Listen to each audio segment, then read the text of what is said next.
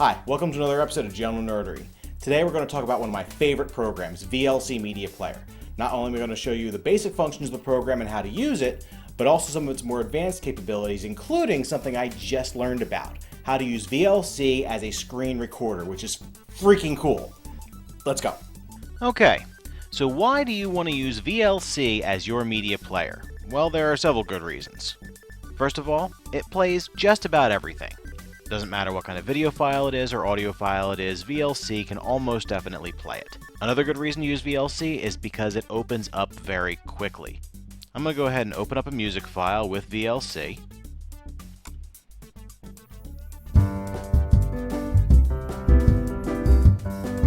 And you can see that opened up basically instantly. Now I'm going to go and open up the same file with iTunes. Waiting. Still, finally. As you can see, that took much longer. Another good reason to use VLC is because it's a very powerful program with many capabilities, but still has a very simple interface and is very easy to understand. What I'm trying to say is, if you don't want to use its more advanced features, it's still a very capable program in its simplest state as a media player. If you do want to use its more advanced features, it's amazing all the things that this free program can do. I'm going to show you a couple cool things. First of all, I'd like to explain what the buttons do. I'm going to open up a file. I'm going to pause that and turn the volume all the way down so I can continue talking. The buttons. So we have play, self-explanatory. This is your track back button and your track forward button. When you're playing a playlist, that will go to the next item on the playlist or the previous item on the playlist. If you're playing an individual track, then it will only go to the beginning of the track again. Stop is self-explanatory. The full screen button is also self-explanatory. Playlist is here. Working with playlists in VLC is very simple. If you want to add something to the playlist, simply drag it onto the line and it's added. You can add all video, all music, or any combination there too. If I push play now, it will play this track first, then this one, and then this one. If I want those to play randomly, I simply click this button here, and as long as it is depressed, the tracks will continue to play randomly. If I want to play the tracks in a loop, press this button here, and now they will play randomly and continue playing randomly indefinitely. Or play in order indefinitely. You can save a playlist that you have created, go up to Media, Save Playlist to File, and then determine where you want to save it. I'll just dump it on the desktop right now. Now close VLC. The playlist you save will show up as a file in the location where you saved it. If you double-click that file, VLC will reopen with that playlist.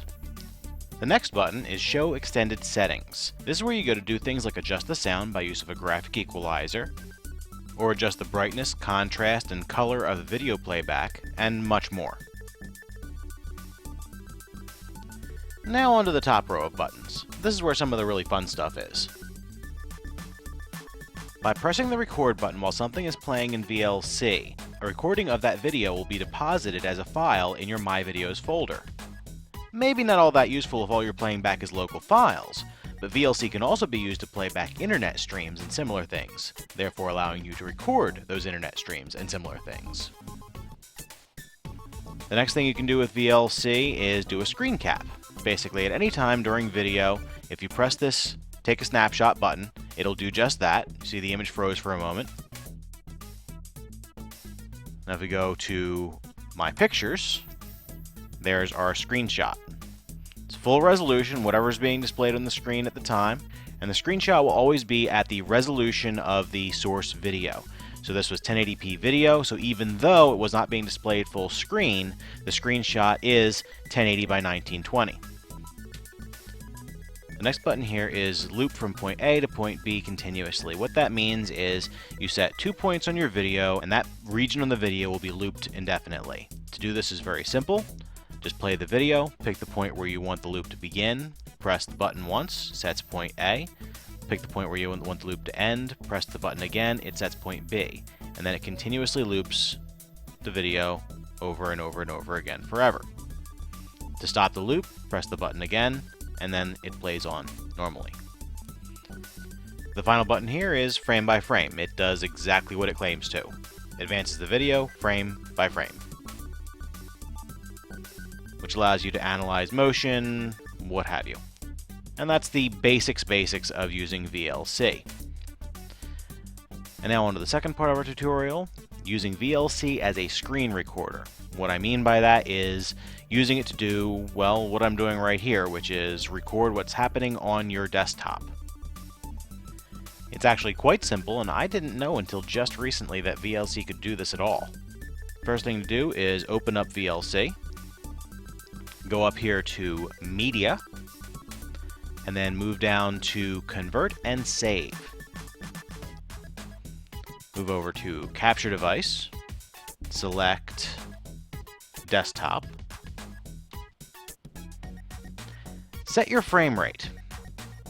Basically, this is the number of frames per second that VLC is going to try to capture. Now, I've experimented with this, and VLC does not seem to use GPU acceleration for video capture, which means the entire load is on your CPU. What it boils down to is the higher the frame rate that you select, the more it's going to impact your performance. Setting your frame rate too high can literally drag your system to a halt. So we're going to go ahead and set this at a modest 10 frames per second, and that seems to do just fine on my system. 10 FPS is certainly fast enough for most kinds of tutorials, demonstrations, and so forth, but you're probably not going to want to use it to record video games. You probably won't be able to record things like that unless you have a serious monster processor in your computer. The next step is to go to Convert and Save. You'll notice that under Source it says Screen. That means it is going to be recording the screen of the computer. So now we need to set the destination file, in other words, where it's going to save it and what it's going to save it as. We'll just put this on the desktop. We'll call it VLC Record.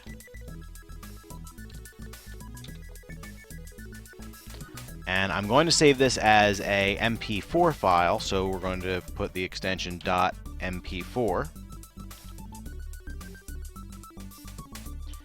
Now you can experiment for yourself as to how you want to record your video file. Some video codecs and containers just work better or worse on various systems. You can use one of the built-in presets inside the program, or you can create your own. After some experimentation, these are the settings that appear to work best for me on my system. For container, I'm selecting MP4/MOV. For video codec, I'm going to go with H.264, and then I'm going to set the bitrate at 3000 kilobits per second. As for frame rate, you can go ahead and leave this set at 0. By leaving it at 0, the video will record at the same frame rate at which we are capturing it, which in this case we set previously at 10 frames per second. Now go up to the top and name your profile. This way you won't have to set this all up next time, you can just select it from the list. And now select Start. And my computer's probably going to get very angry with me because I am now running 2 screen recorders simultaneously. But as you can see, VLC Record is going right here. And it will continue recording until I shut down VLC. Stop.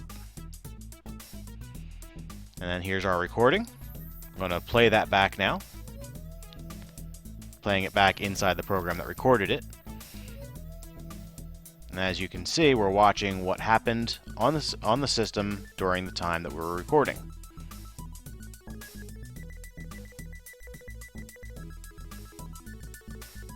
And that's how to use VLC as a screen recorder. Now, as always, only get software from a trusted source. You can get VLC at videoland.org, sourceforge.net, or download.com. I hope you enjoyed this tutorial, and I'll see you next week on General Nerdery.